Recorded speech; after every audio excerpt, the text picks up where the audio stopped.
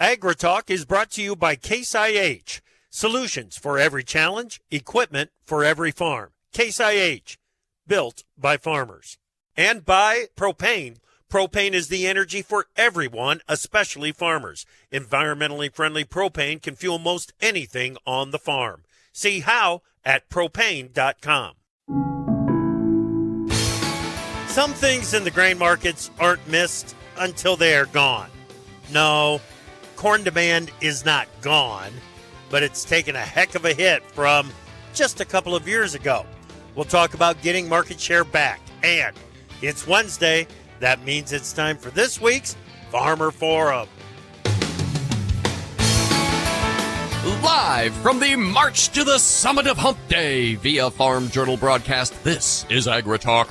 This morning we begin with a conversation with Bob Hemesath from the National Corn Growers Association and Farmers for Free Trade. Then it's our Farmer Forum with panelists Kevin Paap and Kevin Bogaards. Directly following the news, Margie Eckelkamp from The Scoop. I'm handsome newsman Davis Michelson. And now, welcome back, the host of AgriTalk, Chip Laurie. All right, Davis. Hey, buddy, how you doing, man? Bro, so glad to have you back. Yeah. I was afraid the Astronaut Academy had wooed you away after that weird text message. You know, it said simply the planet Earth is blue and there's nothing I can do. I didn't know what to make of it, Chip. Right. I think somebody may have been sending you song lyrics or something. I don't know. That could be. We missed you. Yeah. Yeah, well, I'm glad to be back. Glad to be back. Little bit of a break before we get into this week, finish up. And another big week next week. We will be down in Houston for the Commodity Classic. 2.5 big days of coverage coming the second half of next week from Houston. So we're really looking forward to that. But first, we've got to finish up this week, and it's looking really good with Bob Hemesath coming in here, new president at Farmers for Free Trade. Got to find out how that meshes with what he's doing and has been doing at National Corn Growers Association. And then the Farmer Forum. We've got Dennis Bogaards and Kevin Paap. And Kevin, I believe, is going to be taking a break from a day at the State House up in Minnesota. Wow. To join us. Yeah. To talk to us? Yeah. So we'll find out what's going on and what they are talking about at the State House up in Minnesota. And, of course, always enjoy our conversations with Dennis as well. All right, buddy, let's get to the news. What do you got?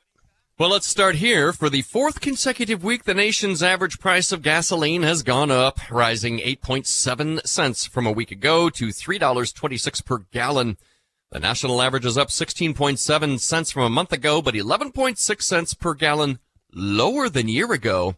The national average diesel price increased 10 cents last week and stands at $4.09 per gallon. That's 38 cents lower than 1 year ago. I'll get some fresh numbers late tomorrow afternoon from USDA on Midwestern diesel prices. We've seen farm diesel just start to perk up just a little bit, a few cents higher in USDA's last report. Yeah, my wife, every time that the price goes up at the convenience station in town, she's asked, why? What's going on? What's going on? And this is one of those times where I'm just like, I really don't know what's going on here. Any clue? Why is this thing, the strength kind of persistent? A little bit of pre-summer maintenance. So there have been some shutdowns in refineries. They're trying to catch up to make those summer blends. I think that's where we're sitting right now. So probably just temporary, hopefully just temporary rise in fuel prices. USDA data reveals that in 2022, consumers spent 11.3% of disposable income on food. That nears the 1991 peak of 11.4%. Food companies face challenges with elevated costs for commodities including sugar, cocoa, beef, and French fries. Chip, are French fries a commodity? I'm not sure if those count. I think they are. If they are, I'm going long, baby. You're going long French fries? But this is what we've been talking about all along. Actually, I'm surprised that we're not at a new record. I thought that's where we were. Well, Chip, Renewable Fuels Association President Jeff Cooper emphasized the pivotal role of the Biden administration's decisions regarding ethanol's future. This includes determining the carbon footprint model for sustainable aviation fuel, Environmental Protection Agency's tailpipe emission standards, and approval of year-round E15 use. Yeah, there was some news earlier this week that seems to be a little bit premature. It was it came from Reuters, and it talked about some things that we've talked about before. Mm-hmm. We need to get the final ruling on this GREET model. It's supposed to be done by March 15. Mm-hmm. Well, congressional failure to craft a new budget for fiscal year 2024, speaking of supposed to be done, by April 30 will trigger a 1% across-the-board spending cut. Democrats say they will not back a stopgap bill beyond that date. Axios reports behind closed doors, House Republicans have shifted from optimism to anticipating a government shutdown, signaling a tough decision ahead for House Speaker Mike Johnson. I can't wait to talk to Wiesmeyer about this on Friday. Well, a newly released life cycle assessment found the U.S. soybean industry's global warming potential profile decreased considerably in 2021.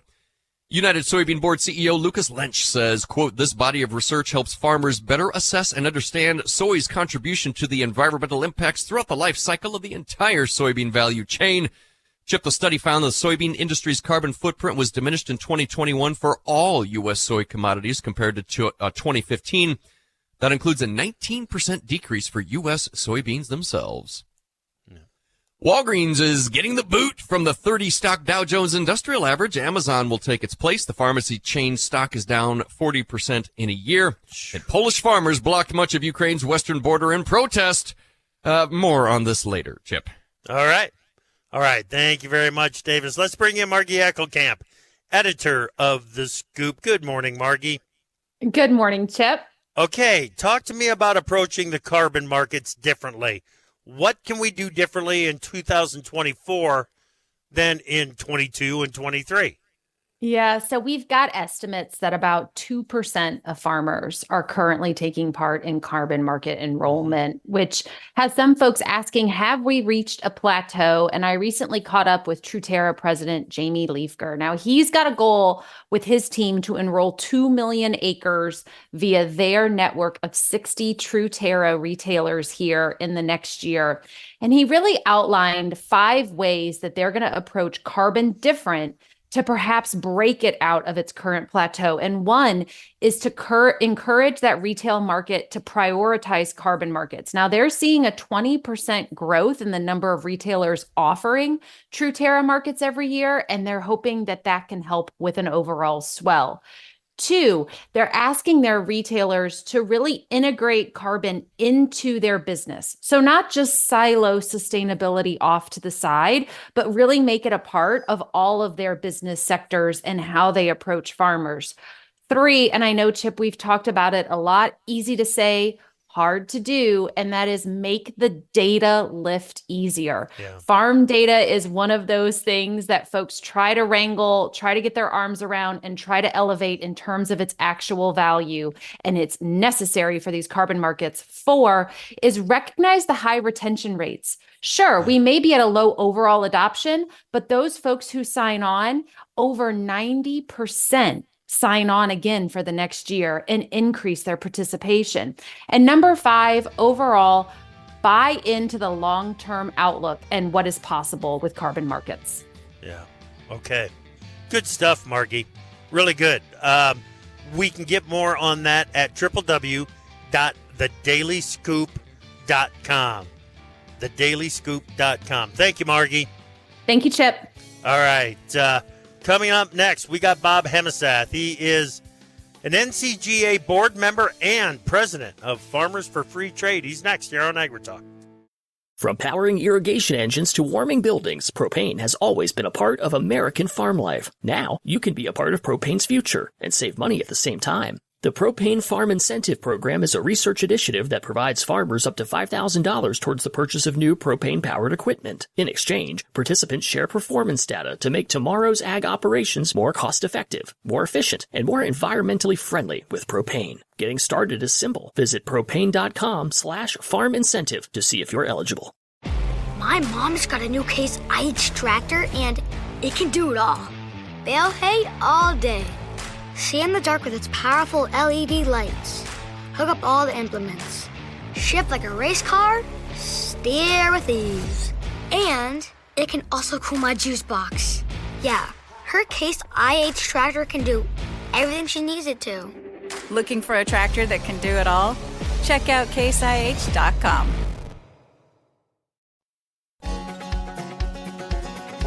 On your favorite radio station or your preferred digital device, AgriTalk is live every weekday. Welcome back to AgriTalk. I'm your host, Chip Flory. Glad that you are with us on this Wednesday morning. Bob Hemesath is a longtime friend of AgriTalk and of my longtime friend. And he is an NCGA board member and a new president of Farmers for Free Trade. Bob, have I got that right? NCGA board member and new president of Farmers for Free Trade, correct? Yeah, yep, you got that correct, Chip. Thanks for having me. Absolutely. Glad that you are here. So Farmers for Free Trade has been around for a while, but tell us about the organization and how NCGA and Farmers for Free Trade work together.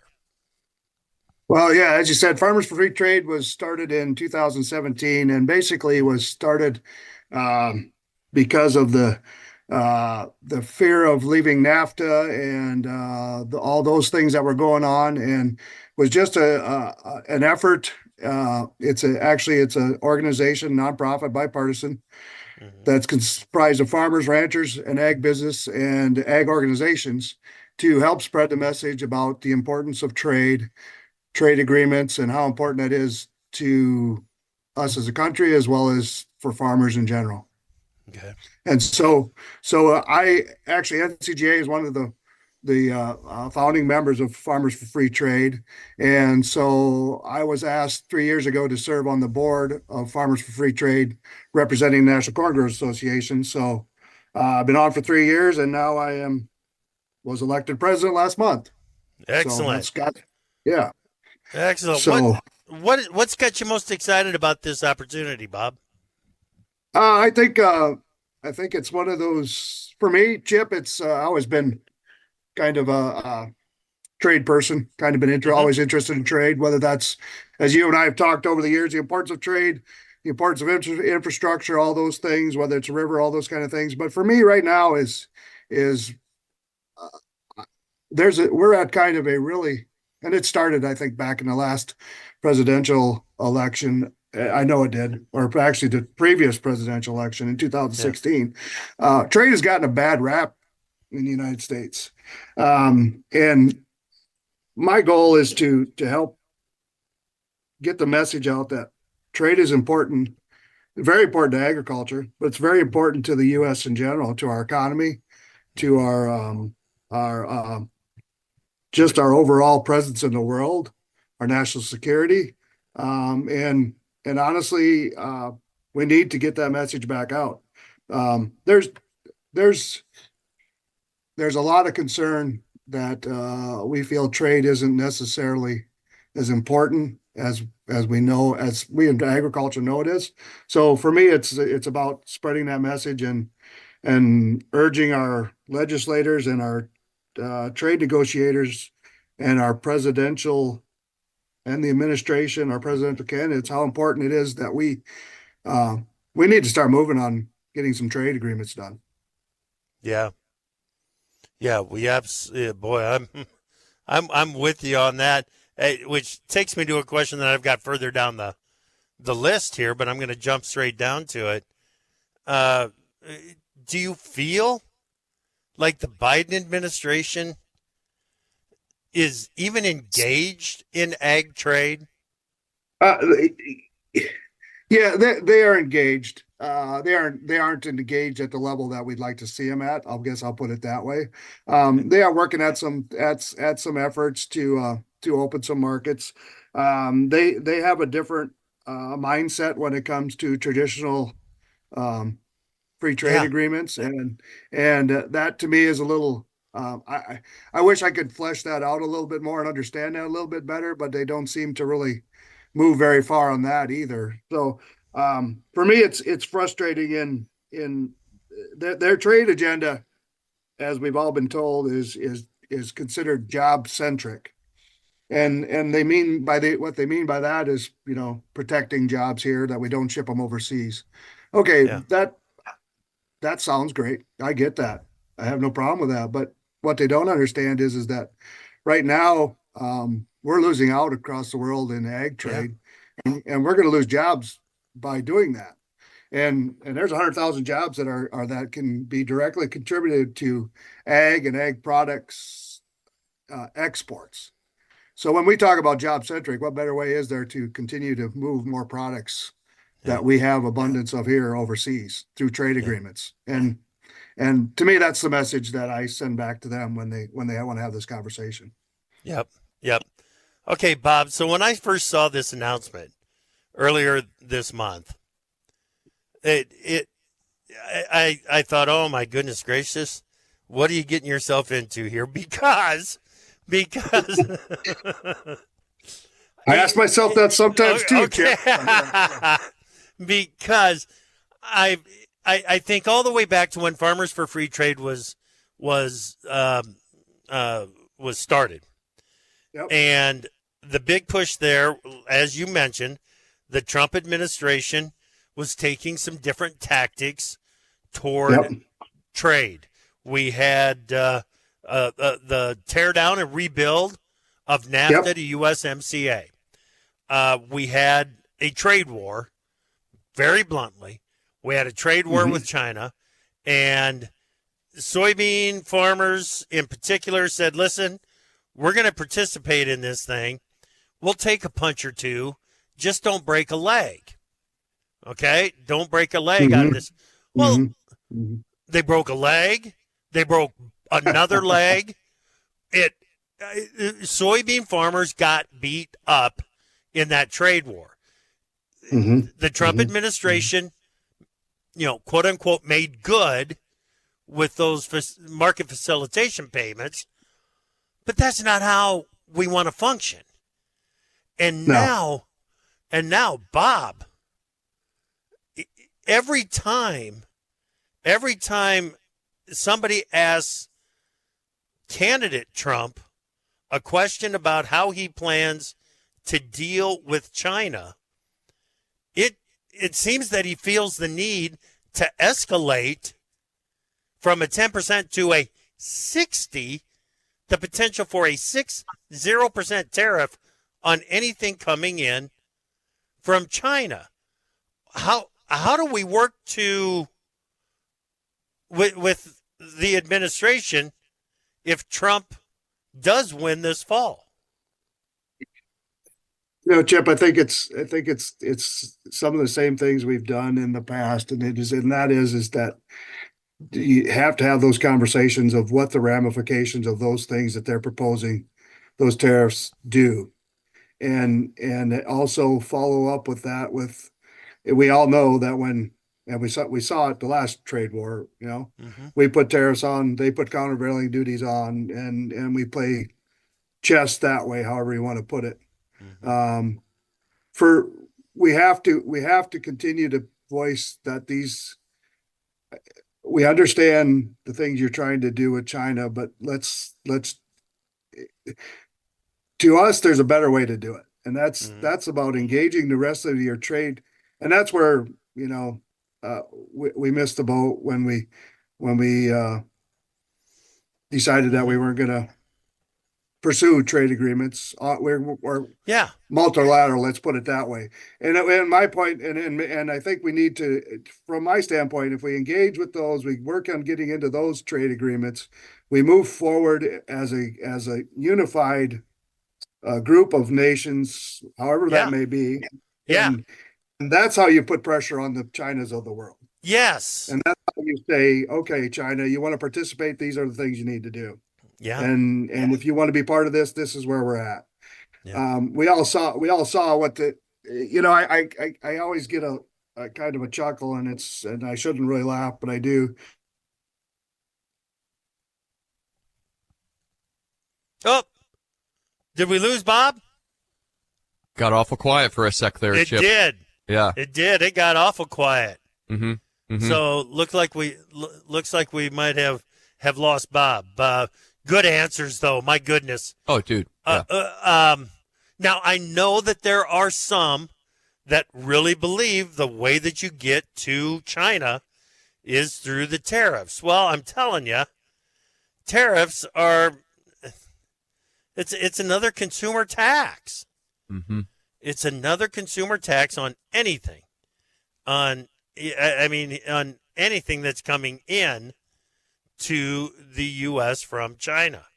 And to deal with that in the fashion that that Trump did during his administration, it was, and again, some will argue that this was needed, completely disruptive. But here we are, all these years later, and we're still struggling to get back market share. Some of that market share was lost because of a trade war. We encouraged other production in other countries, i.e. Brazil.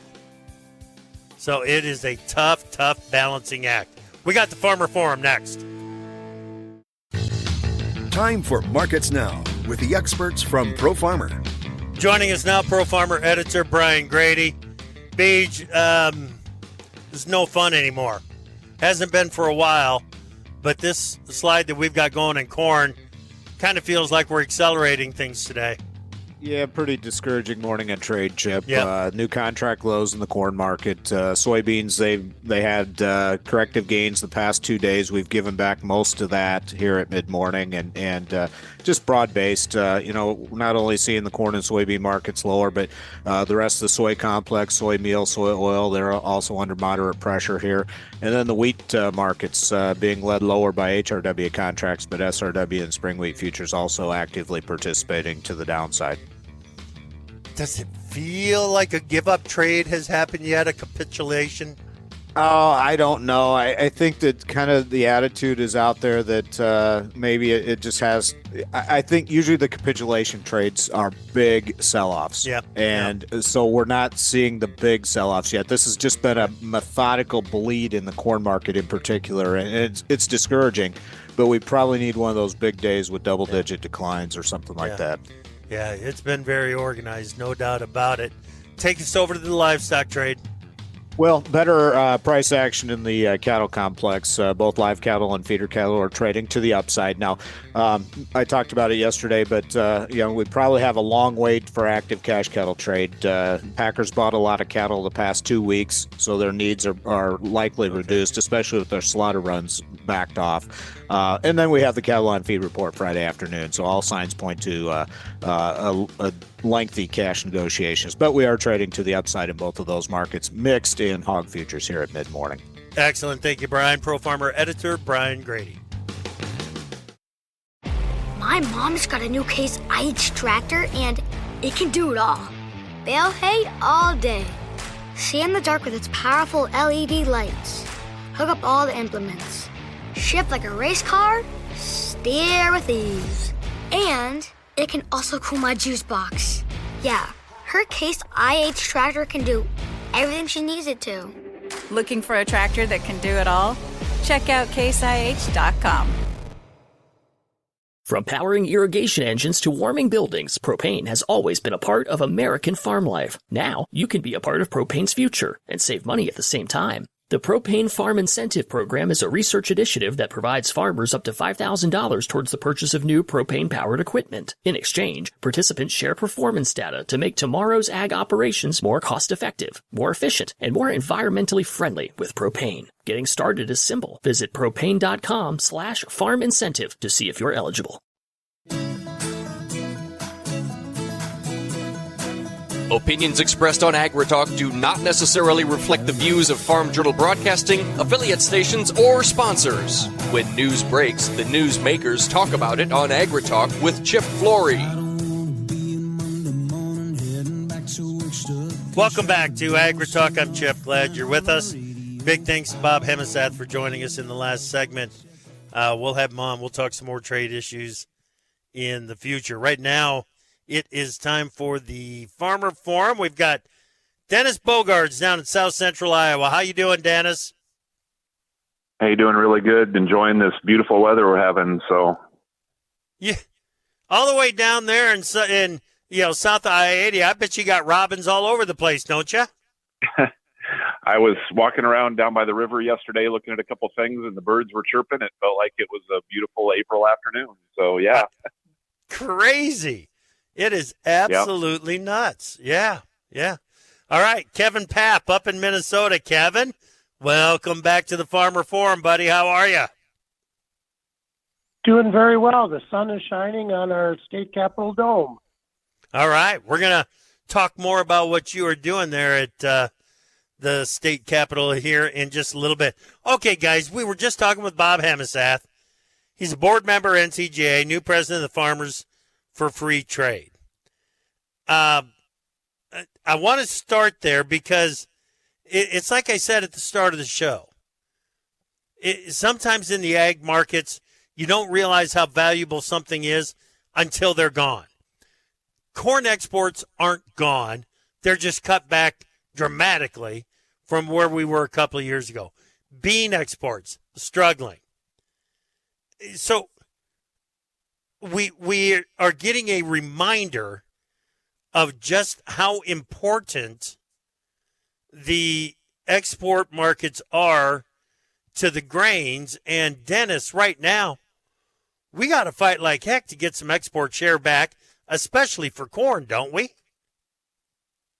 Yeah, definitely. Both corn and beans. I mean, that is such a integral part of the pricing and what goes on in the markets for us. And, we grow way too much corn to grind it all in the United States. And it's got to get exported. And those are important markets. And many years ago when I was on the, American Soybean Association board, traveled overseas and talked to customers and overseas. And, it's a lot of times it was, they tried to use the price and quality issues they thought they had. But, when I was there, we were looking at it, and a lot of the stuff that was there looked like awful good quality that they were importing. And so, but we just got to keep working at it. They're big time negotiators, and they're going to go for the cheapest price. So, yeah, absolutely. Kevin, and when you were president of the Minnesota Farm Bureau, I know that you emphasized trade and trade of Minnesota products, but ag trade in general as being so important to the ag economy, correct? That's correct. We said it many years ago in the trade wars. I'll say it again today, and I think we'll probably say it in the future, is once you lose a market, it's really hard to get it back. Yeah. How do you go about that? It seems like a kind of a daunting task, because you've almost got to wait for the quote unquote honeymoon period of this new trade between Brazil and China. And I shouldn't say it's new trade, but it's like rekindled trade between Brazil and China. You got to wait for that glow period to end before you can jump back in and get something back, can't you? That makes it really difficult. With trade, trust is a big part of that. And it's hard work, and trade agreements are a lot of hard work. Trade team negotiation is hard work, but that's something all the farm groups and really rural Minnesota, rural America needs to worry about. We're fortunate. We grow more than we can use. We've got to have international trade. Yeah, exactly. Okay. Let's talk about some conditions for a little bit here. What do you got going down there, Dennis? How do the ponds look? Well, surprisingly, ponds look pretty decent. Mine's not full, but it's not super low. Like I said, I was down by the river yesterday. I was actually surprised at how much water was in the river. Okay. It's really low for this time of year, but there's still a fair amount water coming down the Skunk River, but it is definitely way too low for this time of year. Tiles are running a little bit, but not very much at all. I just heard a climatologist on the radio talking about it, how dry it is in Iowa. And he said that this spring we could use 100 to 150% of normal rainfall this spring he said 150 to 200% of normal rainfall this spring to try to get us back to somewhat normal ground conditions. And man, that really kind of hit. I know we're dry. I just hadn't really thought about it, but 50 to 100% more rain than what we normally get. That's a lot. So yeah, we're pretty dry. Yeah. What's your attitude going into the planting season? You feeling pretty good about it the year ahead, or what's in your mind?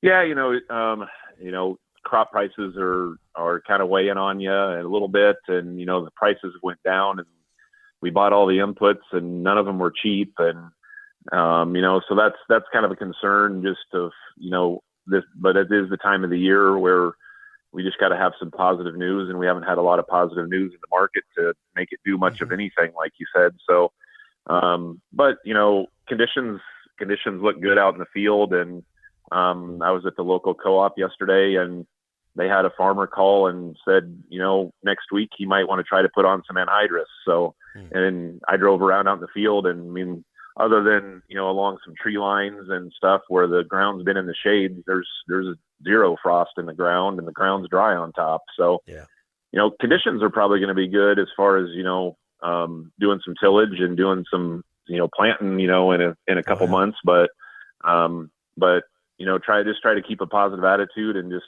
try to take advantage of any kind of uptick in the market that we get. Cause I think it's going to be few and far between. So, Yeah, that's right. What about you, Kevin? How do things look up your way? I describe our conditions, very much the same as we heard. No snow cover. We're going to need some of that recharge. Levels are certainly down in the lakes and the rivers, but we're going to need some moisture to get this crop through the season. Yeah. Again, same question. What's your attitude? What's on your mind as we get ready for this 2024 season? Well, I think right now what we're hearing most is just prices. Risk management is so important to farmers as we look at those tools, and we're in that time of year where we're setting the price for crop insurance, and really not the time to be making contract lows in the corn market. No, certainly isn't. This is kind of a reversal of what we had gotten used to. I believe it was 14 out of the last 20 years. February had been a price positive month for corn and soybeans as that spring price for crop insurance purposes was being established. And this is quite a different scenario that we've got going. It's the 21st of February. I'd normally say, and you really can't change the average much from where we're at right now with just 1 week left to go. But if this corn market's going to decide to lose 7 or 8 cents a day, like it is today, good grief. Yes, we can change that average. There is no question about that. So let's go ahead and get started on this. Kevin, you're up at the State House today up in Minnesota. What you got going on up there?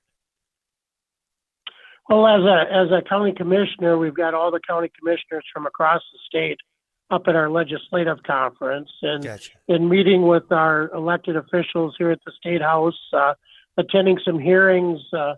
Probably the biggest news for agriculture today, our Environment Committee is hearing a couple of bills, and this will be the first time where we're looking at regulation of private drainage tile, where we're going to have to disclose notification of any new or modified tile installations.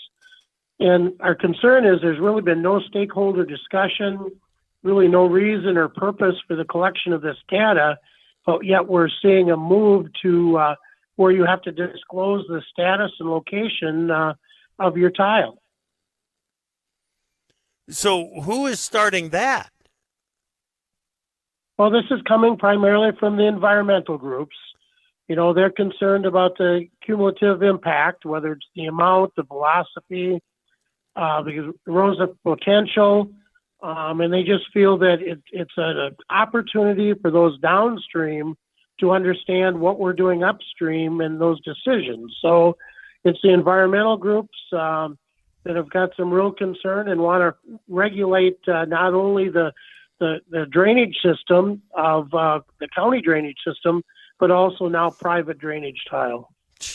Are they asking for the same thing about new concrete that's been poured? Well, we're seeing that as we look at more and more people want to get involved in agriculture and what we do on a daily basis. Yeah. I don't know if that would fly. Hey, boy, wow. Okay, we're going to have to continue this conversation. Talking, we've got the Farmer Forum, Dennis Bogaards from Iowa, Kevin Paap from Minnesota. Kevin's up at the State House. He's opened kind of, in my mind, a can of worms about drainage tile. We'll get Dennis's take on that. And guys, let's try to be a little optimistic as we wrap things up. What are you looking forward to in 2024? My mom's got a new Case IH tractor, and it can do it all. Bale hay all day. See in the dark with its powerful LED lights. Hook up all the implements. Shift like a race car. Steer with ease. And it can also cool my juice box. Yeah, her Case IH tractor can do everything she needs it to. Looking for a tractor that can do it all? Check out caseih.com. From powering irrigation engines to warming buildings, propane has always been a part of American farm life. Now, you can be a part of propane's future and save money at the same time. The Propane Farm Incentive Program is a research initiative that provides farmers up to $5,000 towards the purchase of new propane-powered equipment. In exchange, participants share performance data to make tomorrow's ag operations more cost-effective, more efficient, and more environmentally friendly with propane. Getting started is simple. Visit propane.com/farm incentive to see if you're eligible.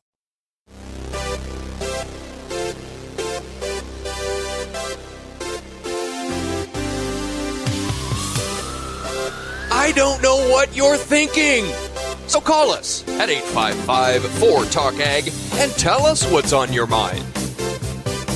Welcome back to the Farmer Forum here on AgriTalk. Glad that you're with us.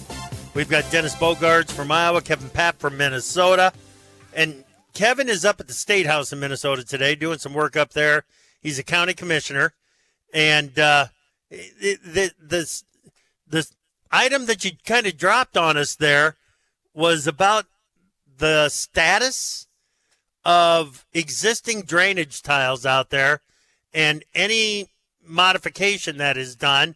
I'm telling you, Kevin, I'm getting some texts, I'm getting emails, I'm getting a what in the world is going on with this coming in. How big of a deal is this? It always kind of makes you wonder, what is Minnesota thinking? Water is important to all of us, whether it's water quality, water quantity.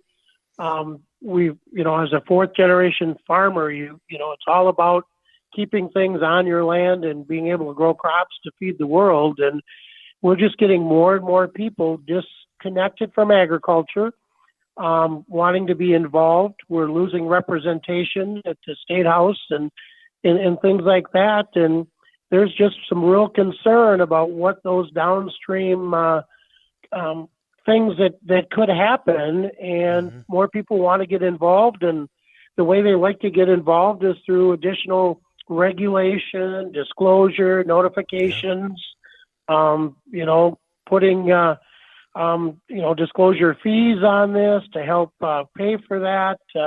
We've got some real concerns up here, but we're going to continue to work together and make sure that we have transparency. Anything we can do for earlier, easier public notice is important as we do projects, but drainage is critical to our economic status of the state. Yep. Dennis, a lot of this has got to sound familiar to you with what Iowa has gone through with the with the drainage system in the state. Yeah. Actually, him and I were just talking about it on the break a little bit, just about, we don't deal with that a ton in Iowa, but, a few years ago we had that with the Des Moines Waterworks in that fight. And, it was a real concern for a little while. And,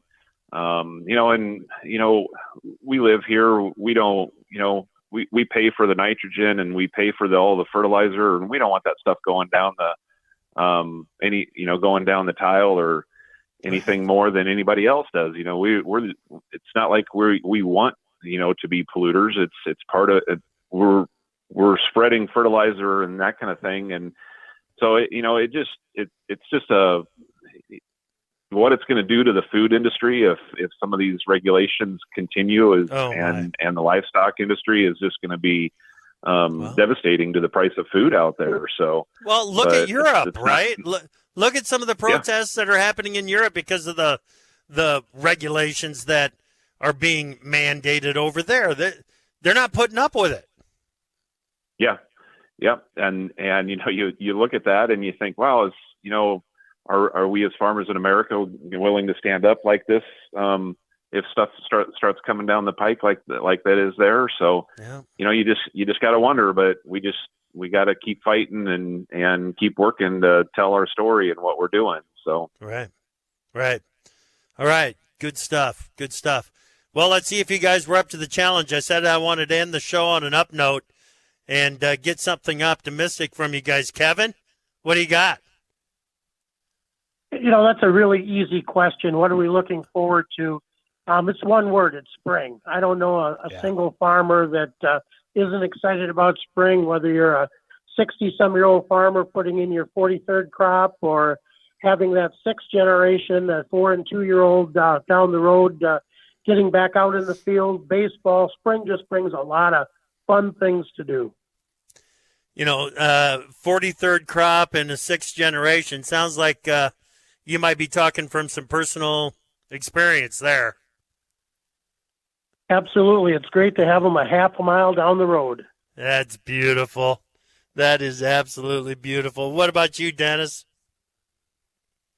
Yeah, I think I'm in the same boat this time of year. It's always looking forward to spring and getting equipment out and getting back in a tractor and planting corn and soybeans. That's kind of my favorite thing to do is sit in the planter and plant and, next to sitting in the combine and seeing your rewards for all the work for the year. But, it's just kind of a renewal this time of year, and this weather kind of makes you a little antsy to want to do something. So,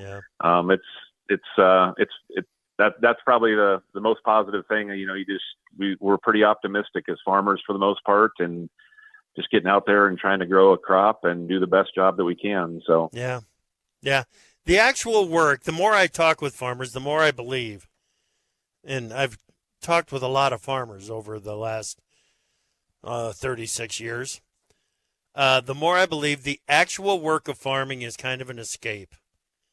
It's the extra stuff that happens around that can create the anxiety, but getting the job done is what you guys look forward to the most. And you got a big job coming up again this spring, but it's that time that you're sitting in the tractor. What thoughts do you think are going to be occupying your mind, Dennis? Oh, obviously, like we talked about, weather and prices are always a concern and that kind of thing. So, not a lot we can do about either one of those things at this point. Right. So I try not to focus too much on it and try to look at it more as just trying to grow a good crop and doing the best job we can. So.